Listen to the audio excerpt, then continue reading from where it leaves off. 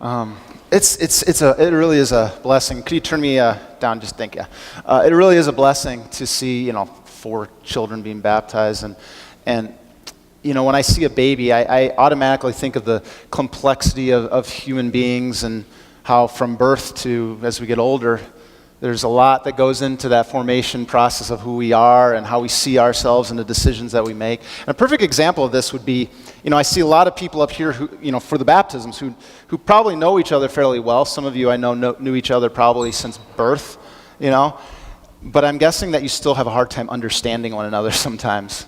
I have a feeling, because I see this all the time, like with siblings, for example. I know them, I've been with them my whole life, but I don't understand how they operate at all.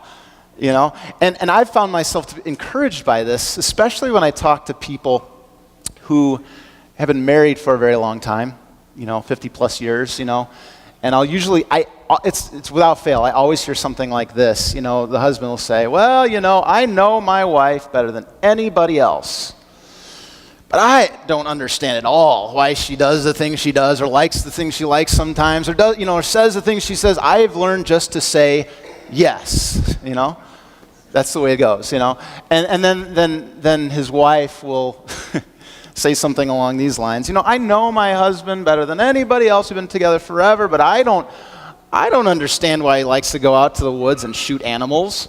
I don't understand why he likes to stay up late watching sporting events. I don't understand why he likes to fix things. I just let him do it. I don't try and understand it. And I think that's true. It's hard sometimes to understand what lies behind the things we say, the things we do. But I think one of the keys to understanding people, and I think this is a very biblical concept, is understanding the word desire. Because desire is the very thing, it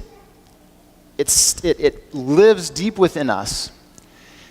Desire is something that all human beings have, and it is the thing that pushes us forward, that drives us forward towards certain things, to do certain things, and sometimes not to do certain things. As Christians, it's very tempting sometimes to just label desire and say, well, desire is an evil thing, it's sinful, we shouldn't desire, right? And you find evidence for this in the Bible, that desire, disconnected from God, can be a very dangerous thing. In James, for example, it says this: desire, when it has conceived, gives birth to sin, and sin, when it is fully grown, brings forth death. The point that James is making is that sinful desire really brings forth evil in the world. But to say that desire in and of itself is evil and it's sinful always is kind of flattening it and not really plumbing the depths of what really desire is, and how I believe there is actually good desire. To understand this, you got to go back to the beginning of the Bible. You got to open up the book of Genesis. And there what you find out is that our Creator, that God, made the world, made the heavens, made everything you see outside. He made us. And what did he say when he was done creating everything? He said, it was good. Well, then sin came into the world. And the end result was evil.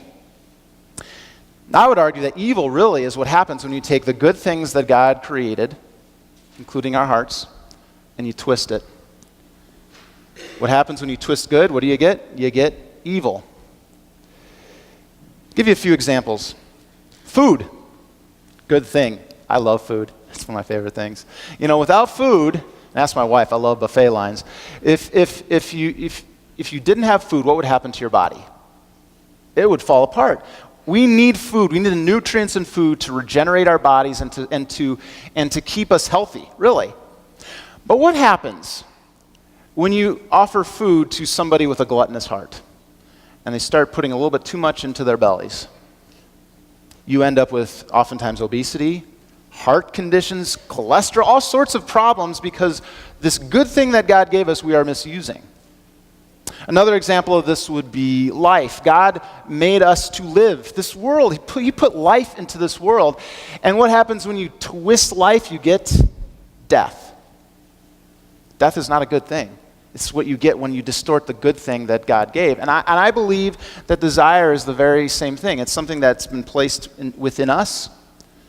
But the problem is, because of sin, because of our sinful nature, it's oftentimes twisted and distorted for evil. To understand how desire could be good, it's important to, once again, look at Genesis chapter 1, and you learn something about how our relationship with God works.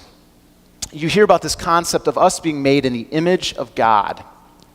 Now, what does that mean? We were made in the image of God. This means that we were created to reflect God's characteristics into the world. The ultimate way that we do this is by loving others. So God first loved me. How do I know what love is? Well, I know what love is because God himself is love, and he shows me that. And I'm to love other people. But do you know that God is also a God who desires? This is the message of the Bible. If you read from front to back, what you find is that God is a God who longs. I think that's it's a different way of talking about desire as a longing. That's outward focus, whereas desire is sometimes more inward focus. And God has this longing for his people who are broken, who live in all sorts of awful conditions. And the story of the scriptures is that God sees his people who are broken and he pursues them. He pursues us. He comes after us saying, I do not want our relationship to be broken. I want to be an active part of your life. I want to have a relationship with you. But what do? I'm good. I'm fine. I don't need it. We put up our barriers. We run away. So while God pursues us, we're running away the other direction. It's exactly how this works. You see? But God's longing for us takes its ultimate shape and form in the person of Jesus. God himself walking with his people and enduring the sufferings of the cross with his people. That's how much he longs for us. That's how much he wants to break down those barriers. And you see, our God, who is a God who desires, who longs for, that also has been built into us. And I think it's hard to argue otherwise. We deep down inside yourself, just think about this. Deep down inside of ourselves, we long for more. We long to be satisfied. You see this in a sunrise, for example. Maybe you're driving along, and when you see that sunrise, suddenly everything else in your life just kind of goes away for a second. You see the beauty, and at that moment, maybe you can't deny that God is there. But at the same time, it's kind of sad because you know that the sun is eventually going to set, darkness is going to cover the land, and you're not going to, it's only for a moment, you know. I would argue that this longing that we have deep inside ourselves is the reason why women cry at the end of chick flicks. Yes. Guys, if you've ever sat, you know, and watching a romantic comedy with your girlfriend or your wife, and you watch them sobbing at the end of the movie when you've seen the same thing play over and over and over and over again in a romantic comedy, there's one reason why. Because deep inside, I would say, especially with women, because women tend to be very relationship driven, what you see is this beautiful thing oftentimes at the end, a beautiful relationship. And what is it that we long for? We long for relationships that do not have conflict. We long for those, and we see this in our own lives sometimes, in our own relationships with other people. When all the cylinders are firing, we can see this a glimpse of a beautiful thing, sometimes just for a second and it's gone. But we wish with all our might that we could hold on to that forever. And maybe right now the pit that you feel in your stomach is because you haven't seen that in a while. But it doesn't change the fact that you long for it. Guys, this is why we sometimes stay up late to watch sporting events. World Series, a week earlier, I didn't care about the Royals at all, but when there was a guy on third base, there's a guy on third base, 2 outs, the Royals are down by 1, there's a guy up to bat. All it was going to take is one hit of the bat, and the Royals would win in Game 7 in like epic fashion. So I found myself on the edge of my seat watching this ridiculous game that I didn't really care about because I wanted to experience this. Of course, the guy struck out. But you see, if you've ever experienced that, and it can be, you can experience this in a variety of different ways. But what that's drawing out is that inner desire for victory, that moment of glory that we're longing for that we can only see in just a split second sometimes. And maybe you've experienced it in your life in a minor triumph. You wish you could hold on to it forever. But you see, what these things do is they draw out that inner longing that we have for more, for satisfaction. And you see, I would argue, this is exactly what was within the person of Sarah in our reading today. She had this longing for more, for satisfaction. What Sarah desired more than anything else was to have a child. I feel bad for Sarah because she was a woman who was in her 90s, and she would have been barren her entire life. And in that culture, your primary role as a woman in a house was to bear children for a good reason. It was a very important reason because the family name would be passed down through baby boys, okay, through boys. So giving birth to boys was the big thing, all right? The family name would be carried through that child, and the property, all the inheritance would go through the son. But Sarah couldn't have children. I can't imagine what that did to her, desiring something, but at the same time having that deep feeling, knowing that it's not going to happen, It's not going to happen, but wanting it at the same time, it almost seems cruel. Sarah was married to Abraham.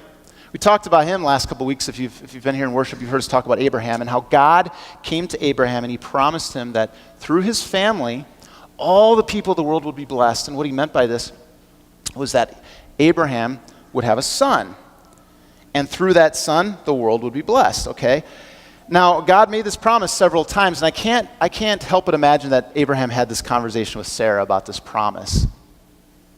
Don't know what kind of conversations they had, but God came again, in our reading today, God came again to Abraham in the form of a traveler. There were 3 travelers. I believe that 2 of them were likely angels. One might have actually been, Jesus, the Son of God, pre-incarnate, come to give a message. I'm not going to get into that. That's more of a Bible study thing to get into. But God came to Abraham, and he said this. He said, this time next year, so he came to visit. They're basically sitting together, and he said, this time next year, your wife Sarah, yes, 90-year-old Sarah, who's been barren her entire life, she is going to give birth to a son. Well, Sarah, as any wife in this situation probably would do, is she's listening to this conversation. She's peeking her ear in, trying to figure out what they're talking about, and she hears God say this. And what does she do? She laughs. You got to be kidding me. And she doesn't do it out loud, though, okay? She laughs to herself, all right? And she doesn't think anybody else notices, but God, of course, notices. He says, Sarah, why did you laugh? Don't you know that there's nothing that's impossible for God? And Sarah, of course, wants to justify herself and says, no, I didn't laugh. And he says, yes, you did laugh. See, for Sarah, the weight of her circumstances were just too heavy. God could not enter into that situation. For her, it was just too weighty. She was 90 years old. She had never been able to have an inkling of a child in her life. This was not a possibility. How could God enter into this situation and do anything about it? Impossible. So she basically is like, I can't control this. This is upon my shoulders. This is my burden to bear. God, you can't do anything about this. You know that God comes to us with a promise too, right? You see, God longs. He longs for you. He longs to have a relationship with you, an active relationship. He longs for those barriers to come down and for you to just let him in. And he promises you, and this is the promise he brings to you in that longing. He comes to you through Jesus, through the death and resurrection of Jesus, and he says, your sins, whatever they may be, wherever you've been, whatever you've done, you are forgiven. And right now, I can give you a peace. I give you a peace through the truth of my son, Jesus. I give you a truth that nothing else in this world can offer. And I point you forward to a promised land, to an amazing, amazing place where there will be no more sin or suffering or pain. You won't have to carry weight around anymore. Your circumstances will not dictate anything. And you see, I told you before that we have a longing also, right? In Psalm 63, verse 1, the psalmist kind of reflects this. He says, "Oh God, you are my God. Earnestly I seek you. My soul thirsts for you. My flesh faints for you." And in some translations it says, "My flesh longs for you, as in a dry and weary land where there is no water." You see, in our innermost being, the thing that we long for, that we only see in the shadows, that we see in the sunrises, that we see in those itty-bitty glimpses of relationships, what we really long for is God. He is the object, and truly the object he points us to then is this promised land that we deep down inside ourselves long for. No more struggling, no more pain, no more suffering. But here's the problem. Our sinful nature goes to work. And we look at our circumstances that we're in our own lives, and we think it's too heavy for God. How can God enter into my situation? And so we focus our desires on the things that we can control, and we say, God, I don't need you. I'm going to take this whole thing on myself. I'm going to do it my own way. So the couple that's in conflict, struggling with their relationship, instead of actually believing that God can make any difference in their life, what they do is they figure we're going to just figure it out on our own. Maybe I'll read some books. And if all else fails, we'll just get a divorce and it just won't work, because what could God do about this? The family that's scheduled to the hilt says, God, what is the benefit of me spending time regularly with you? Why? Because I have all these kids, and they're, the parents say they have all these kids, and they have so many different activities and so many different things that they want to do, and I want them to have this experience because they're so young and they're never going to be able to experience it again. And so you schedule ourselves to the hilt, and pretty soon parents find themselves looking at each other. They never see one another. They hardly have a chance to be in regular attendance in worship, to even spend time with God, because all over the place. How can God come into these circumstances? You know what, God? I'm going to carry it. You stay out of it. I'll find time for you on my conditions. What about the teenager who's tired of being ridiculed at school, constantly called names? Why not indulge in some destructive behavior? At least I can feel good for just a moment. How can God make me feel better when nobody else cares about me? What about an elderly man lying in a bed in a senior facility? Doctor tells him his hips won't ever be the same, won't ever be able to run again. You just can't imagine living life like this, bedridden. Will things ever get any better? And what does God have to do with any of this? This is my burden to bear. These circumstances are on my shoulders. I will carry it. God, stay out of it. Or consider a woman sitting in the sanctuary looking up in the front, and what does she see? She sees the body of her husband who succumbed to cancer. And what she wants more than anything else is just to hold his hand again, to hug him, to walk with him, to talk with him.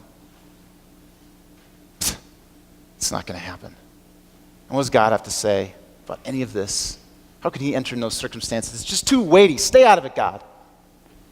I'll bear this. You see, just like Sarah, we think our circumstances are too heavy, that God doesn't have anything to say to us where we are. So we laugh at his promises. You got to be kidding me. You got to be kidding me. And we laugh just like Sarah. We may not laugh out loud, and maybe right now in your heart of hearts, you're laughing. And the person sitting next to you doesn't know it. Nobody else does, but guess what? God does. And both you and I should be ashamed at those times when we say, God, what can you do about it? Because God makes promises and he keeps them. This is what we see through Sarah. A year later, what happened? Sarah gave birth to a son, and his name was Isaac. You know what that name means? Laughter. Now you may say, well, that's not fair. Sarah got what she wanted. What about me? I want to get what I... Well, see, God doesn't promise each of us that our circumstances are going to change just like Sarah's, but he makes us an even better promise. And you see, through that promise kept to Sarah, Isaac, guess what happened? Guess what happened? Years and years and years later, guess who the descendant of Isaac was? Jesus. That God who longs to have that relationship with you and me, he came and he walked amongst us. And people said, we don't want you. Our circumstances, the conditions that we're placing on God, you don't fit into it, so stay out of it.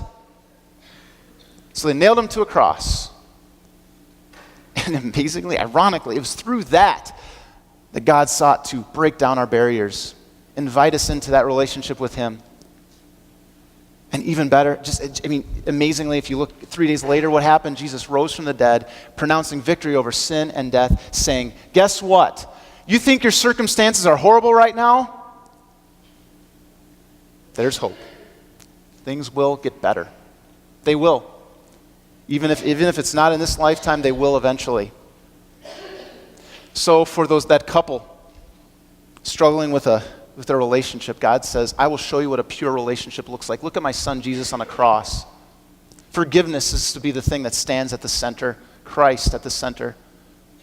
Look to me. Let me enter into that situation. Families scheduling themselves to the hilt. Time, I don't have enough time, not enough time. God says, time is my gift to you. And the most important thing you can spend with that time is pointing your children to the grace they so desperately need every single day. That you need every single day. Let me enter into your situation. That teenager that is tired of getting bombarded by people, God enters into that situation and says, you are my child. Just as we said to those babies up here baptized, you are my child, you belong to me, you are loved. It doesn't matter what anybody else says. It only matters what I say. That man in his bed can't move. Guess what? God says to him, he says, you know what? One day you will walk again. You will run again. And you will breathe with new lungs. And you will shout out for joy in a way you've never done so in your entire life. You can't even imagine right now. What you have to look forward to, you have no idea. It's going to be amazing. And for that woman sitting in that sanctuary looking at her husband's body right there, she can know with confidence that because of Christ risen from the dead, she will one day walk, dance, hold hands with her husband again. Physically. That day will come.